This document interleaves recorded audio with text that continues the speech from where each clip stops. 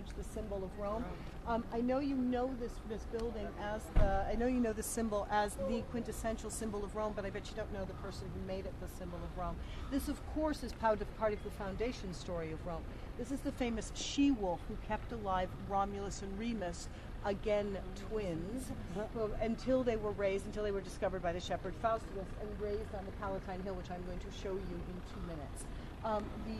The Romulus, the she-wolf, however, became the symbol of Rome. So the taxi through became the symbol of Rome thanks to Pope Sixtus IV. Again, the same man who opened the Capitoline Museums, and the same man who built the Sistine Chapel, and the same man who gave us the Universal Immaculate Conception on the Universal Calendar. I mean, just a couple things he did. But you'll see up here, the story is that Romulus and Remus are the descendants of the Trojan prince Aeneas. They are the child of Rhea Silva and the god Mars. Rhea Silva had been imprisoned on the top of a tall tower because her uncle, who had usurped the throne, Shades of Hamlet, had decided that he was going to be the king. She was never going to have children. We all know in mythology gods love a challenge. So sure enough, Mars shows up, and the next thing you know, the evil king is awakened by the sound of screaming twins. They put the screaming twins in the basket, and he gave them to his evil henchmen and told the evil henchmen, please drop the children into the Tiber. And the evil henchmen head down the river, they head down the hill towards the river. But evil henchmen, basically from antiquity to Disney, they always appear to be very stupid. So they're on their way down complaining about, it's a hot day, my wife made carbonara, it's going to get all sticky. So basically, the upshot is that they leave the children sort of near the river, thinking, oh, they'll die anyway. And they don't, of course. They float down the river till they get to the Palatine Hill. And at this point, they've been around for several days. They're starving.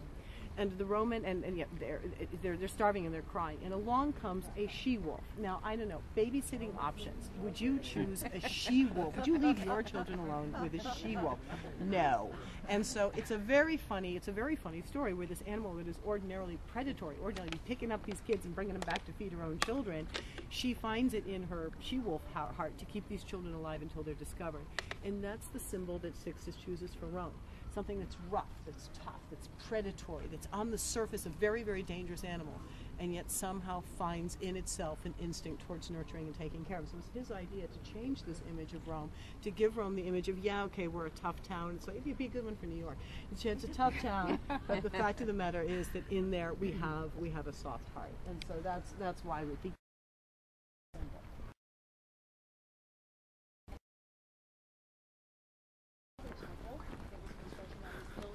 Okay, I'm going to save memory here.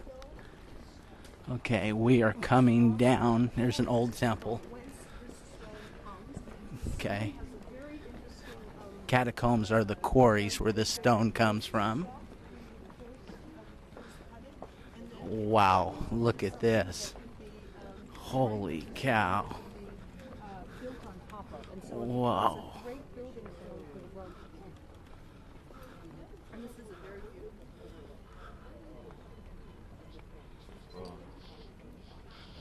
Wow. Photo opt is right. Get.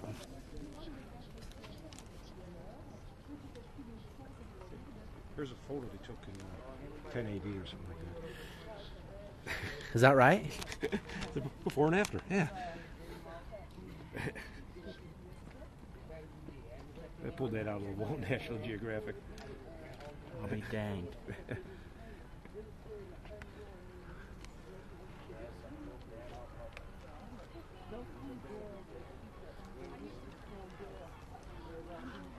Go down here to the second level.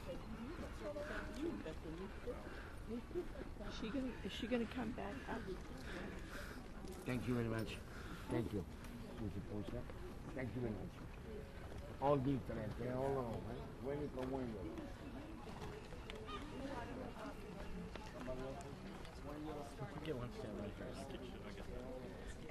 753 BC.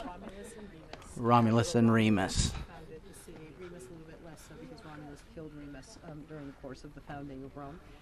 He was tracing the line in the sand that would actually define the city of Rome.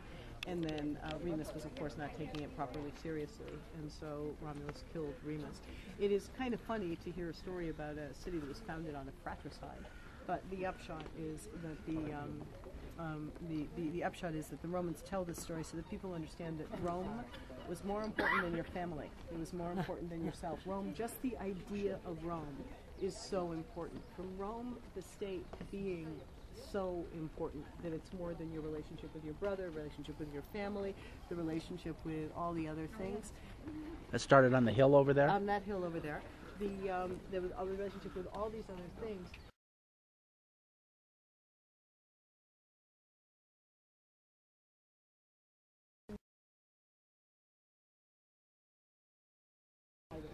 Started on a fratricide. The buildings you see in front of you, that's a temple. Directly in front of you, it reads Senatus Populusque Romanus. On the front of it, Incendio Consumptum Restituit, SPQR. The SPQR you see all over the city, generally on manhole-colored covers, garbage cans, and lampposts today. Actually, once was the acronym that graced the buildings of Rome. It was the standards that the Romans carried into battle. Senate and people of Rome, and then underneath it says, after this building was consumed by fire, they rebuilt it, and that's the Temple of Saturn, which indicates the Romans becoming an agricultural people. Originally built in the 6th century BC, rebuilt. However, most of the things you see in here are going to be rebuilt in the 3rd century AD after a somewhat serious fire. And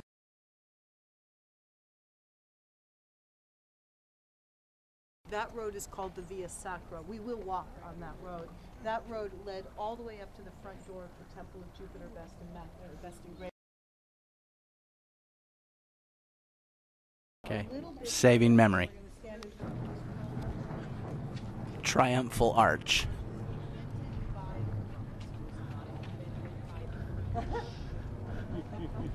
Triumphal Arch invented by the Romans, not by the English.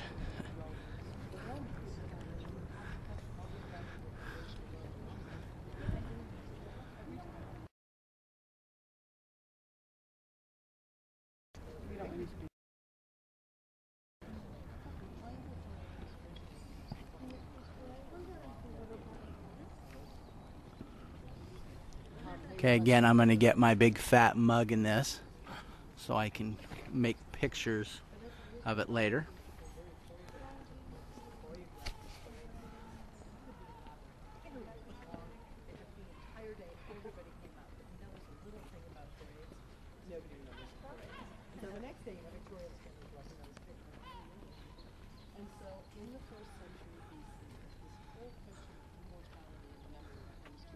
First century BC.